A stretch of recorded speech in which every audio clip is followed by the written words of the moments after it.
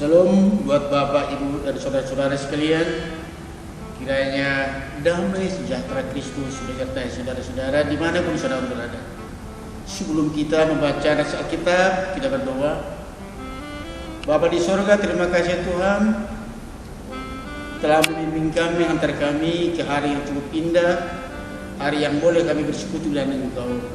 Sapalah kami Tuhan, sehingga kami boleh menjalani hari-hari kami penuh sukacita hanya di dalam bimbingan-Mu.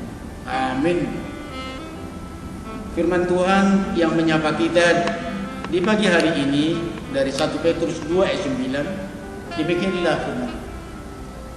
Tetapi kamulah bangsa yang terpilih, umat yang rajani, bangsa yang kudus, umat kepunyaan Allah sendiri, supaya kamu memberitakan perbuatan-perbuatan besar dari Dia yang telah memanggil kamu keluar dari kegelapan kepada terang yang ajaib. Saudara yang kekasih, dalam setiap perlombaan untuk menetapkan seorang menjadi juara adalah mereka yang memenuhi kriteria yang telah ditetapkan oleh Dewan Juri. Demikian juga untuk pemilihan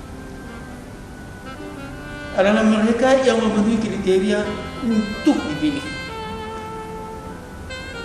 Saudara yang kekasih, pemilihan dan penetapan buat kita menjadi bangsa yang kudus, menjadi imamat yang rajani, menjadi umat kepunyaan Allah, bukanlah karena kita memenuhi kriteria untuk itu. Kita tidak memenuhi syarat untuk itu. Tidak. Dalam Roma 3:10 dikatakan, tidak ada yang benar, seorang pun tidak. Tidak ada seorang pun yang berakal budi. Tidak ada seorang pun yang mencari Allah. Jadi benar pilihan kepada kita tanpa syarat. Dipilih dan ditetapkan bukan karena kita memenuhi persyaratan untuk itu, tapi hanya kasih karunia dari Tuhan Yesus Kristus yang telah menghantar kita keluar dari kegelapan ke terang.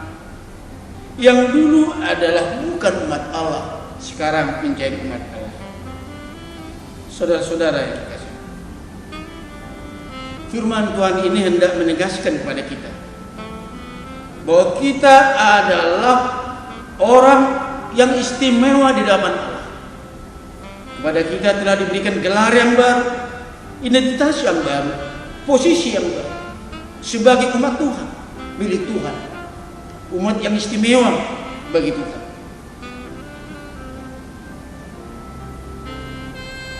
Saudara-saudara kekasih, orang percaya bukanlah seperti sebuah barang tanpa tuan. Ada pemilik kita, yaitu Allah. Dia yang memelihara kita selaku umat kepunyaan Allah. Sekalipun kita tidak mengingat, Dia tetap mengingat kita. Sekalipun kita tertidur, Dia tidak pernah tertidur, tapi Dia terus memelihara kita. Kita adalah milik Allah, kepunyaan Allah yang telah ditebus dengan darahnya.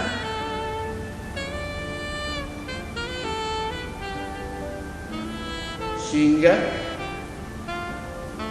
cukup alasan sebenarnya bagi kita untuk bermegah, untuk bangga. Namun demikian, hak istimewa itu bukanlah untuk disombongkan, tapi untuk disyukuri dan direspon.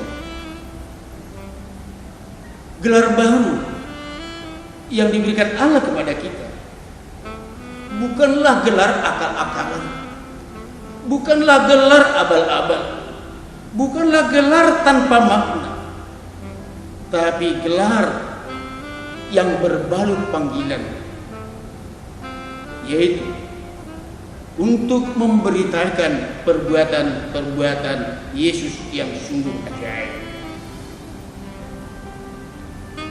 pemilihan Allah buat kita membuat kita sungguh berbeda dengan dunia. Kita adalah umat yang kudus. Inilah yang membedakan kita dengan dunia. Perbedaannya adalah dalam fakta bahwa kehidupan setiap orang yang telah dikuduskan oleh Allah, hidupnya didedikasikan kepada Allah. Oleh sebab itu saudara-saudara, pandemi COVID-19 adalah sebuah bencana kehidupan dan tidak membedakan agama, dan tidak membedakan kepercayaan, dan tidak membedakan kelompok umur, dan semua menyeluruh. Yang menjadi pertanyaan adalah, kalau memang semua mengeluh, apa yang membedakan orang beriman dengan orang tidak beriman? Apa yang membedakan orang pilihan Allah dengan orang-orang mukmin? Jawabnya adalah terletak pada iman dan pengharapan. Orang yang beriman dan berpengharapan selalu penuh dengan sukacita, punya semangat dan berpengharapan. Oleh sebab itu, mari kita coba renungkan dalam kehidupan kita. Kalau kita memang dipilih sesuai dengan rencana Allah, yang menjadi perenungan adalah apakah hidup kita sudah sesuai dengan kehendak Allah? Apakah rencana Allah sudah terwujud dalam kehidupan kita? Oleh itu saudara-saudara, mari kita respon panggilan Tuhan melalui nats ini. Beritakan dan saksikanlah perbuatan-perbuatan Yesus yang selalu berpenuh kasih. Bawalah orang lain dalam doa, dalam ibadah kepada Allah. Berdoalah bagi mereka yang sedang menderita, yang sedang berbeban berat, apalagi mereka korban dampak pandemi COVID-19.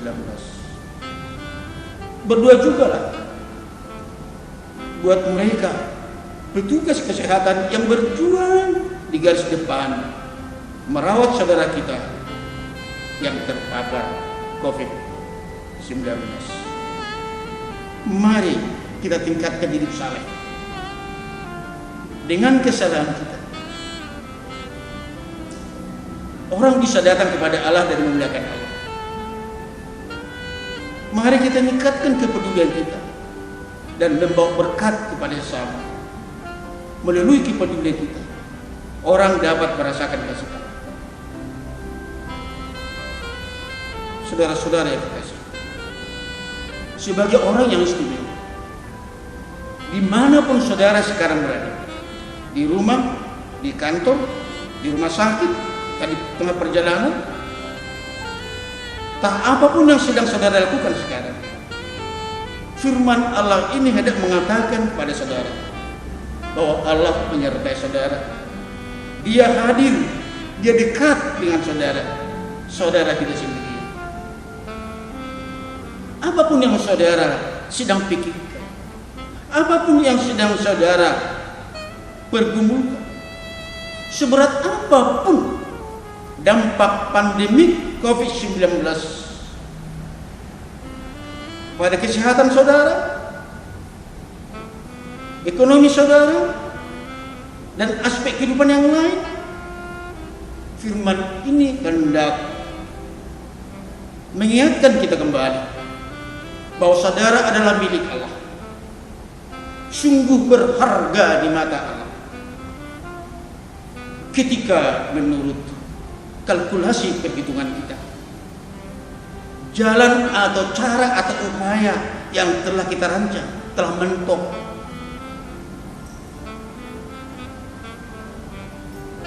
Dia, yaitu Allah kita Yesus, yang amat peduli kepada kita, akan membimbing kita mencari jalan keluar atau jalan lain.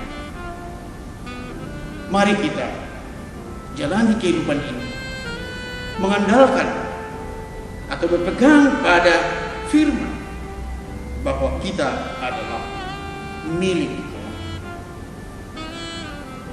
Hidup ini adalah perjuangan. Hidup ini adalah pertandingan yang harus kita lakukan. Pertandingan yang diwajibkan oleh Tuhan kepada kita. Pertandingan yang harus kita menangkan.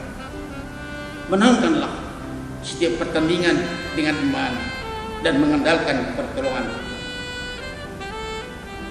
Oleh sebab itu, janganlah kiranya kita mengecewakan Allah seperti yang pernah dilakukan oleh orang Israel.